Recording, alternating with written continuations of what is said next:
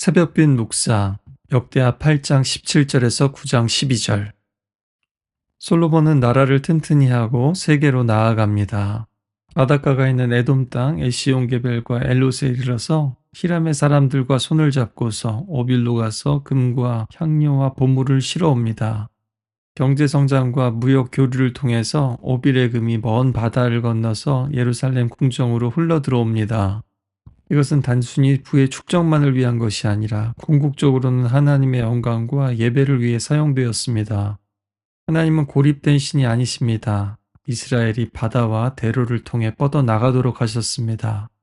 대한민국도 삼면이 바다라서 어디로든 나갈 수 있지만 또한 그것은 다른 나라들이 침략을 위해 밟고 가는 곳이 되는 위험이 되기도 했습니다. 이렇게 이방 나라들과의 무역은 축복이었습니다. 각자가 가진 귀한 것과 부족한 것들을 나누고 채우는 일이니까요. 또 전쟁보다도 평화롭게 더불어 사는 길이었습니다. 하지만 이 열린 문은 축복이자 또한 시험이었습니다. 우리도 마찬가지입니다. 세상 속에 그리스도인들도 여전히 많이 있지만 우리는 하나님을 모르고 또 믿지 않는 사람들과 더불어 살아가야 합니다. 그 모든 자리와 관계 속에서 하나님은 우리의 믿음이 흔들리지 않기를 바라십니다. 그뿐만 아니라 우리를 통해 하나님이 어떤 분이신지 드러나기를 원하십니다. 솔로몬을 찾아온 스바 여왕의 이야기는 이것을 잘 보여줍니다. 그녀는 솔로몬의 명성을 듣고 사절단을 이끌고 귀한 보석과 선물들을 가지고 왔습니다. 그리고 수수께끼도 함께요. 정말 그 소문이 사실인가? 솔로몬 왕의 지혜가 또 이스라엘 나라의 질서가 그 성전 예배의 영광이 정말로 그런가? 같은 통치자로서 어떻게 나라를 운영하는지 또 건축과 행정과 자연과학과 예술에 대해서도 물은 것 같습니다. 자신이 답을 가지고 있지 않거나 확신하지 못하는 것에 대해서 다 물었습니다. 아주 적극적으로 물었습니다. 물론 성경에는 예수님에 대한 사탄의 시험이나 바리새인 서두개인들의 질문처럼 몰라서 배우려고 하는 것이 아니라 그러나 오늘 스바 여왕의 질문은 그런 게 아닙니다. 진짜를 보고 싶어서 진짜를 듣고 싶어서 그녀는 먼 길을 달려왔습니다. 진리에 대한 갈망이죠. 공격을 위한 질문도 많이 나옵니다. 좋은 질문이 좋은 답으로 이끕니다. 그녀는 고민하고 직접 와서 관찰하고 질문하고 정말인가 확인합니다.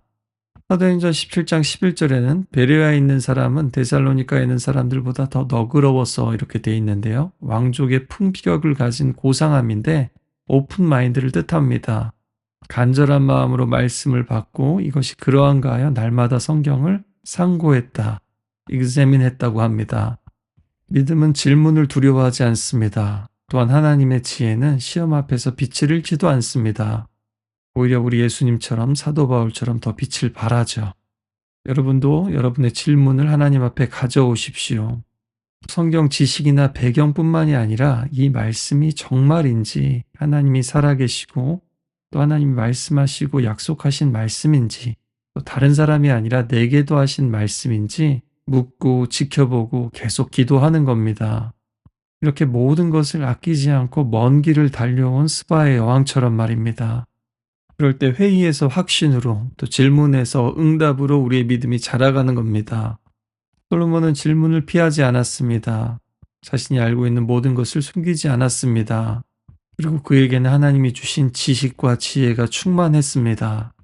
스바의 여왕은 보고 들었습니다. 그가 지은 성전의 영광, 솔로몬이 보좌에 앉아서 통치하는 모습, 신하들의 모습, 그 식탁과 나라의 풍성함을요.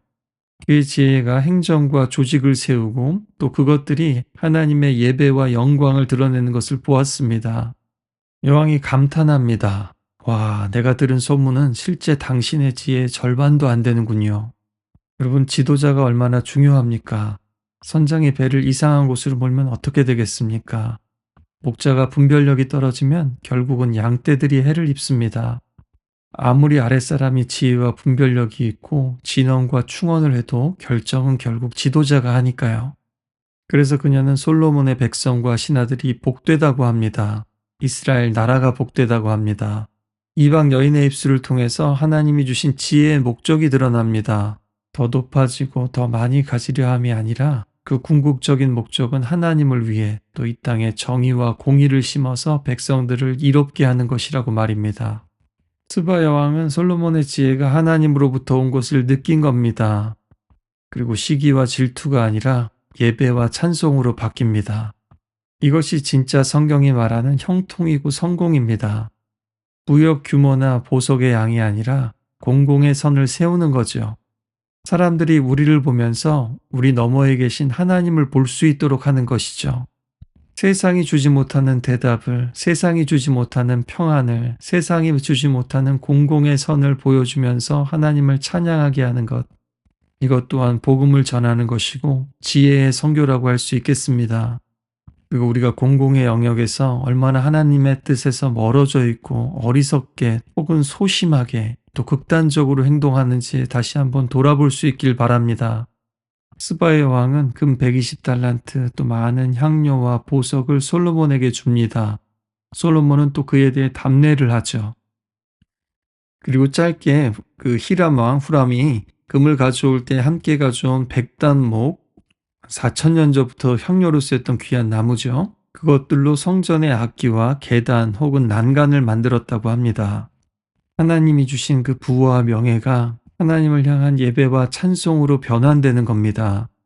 마찬가지로 하나님께서 우리에게 주신 부와 명예가 있다면, 또 지식과 자원이 있다면, 또 시간과 은사가 있다면 또한 이렇게 사용되기를 쓰임받기를 간절히 소망합니다.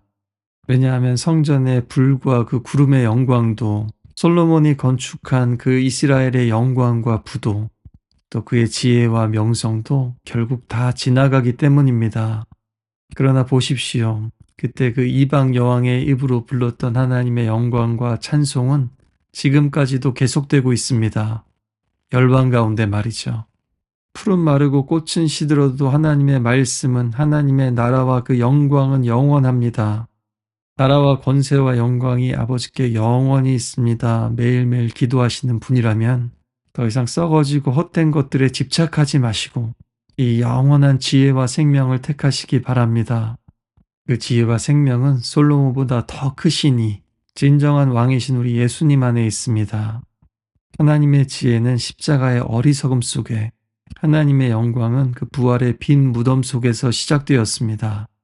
우리 함께 하나님 우리에게 주신 소중한 것들을 하나님의 나라와 의와 그 큰 일을 위해 사용하게 하옵소서. 또 우리가 다 알고 해결하지 못한다는 겸손함으로 참된 지혜를 가지고 기도하며 나아갔으면 좋겠습니다. 그래서 우리 안에 또 우리를 지켜보는 모든 이들 안에 여호와를 인정하는 것이, 찬송하는 것이 넘쳐났으면 좋겠습니다.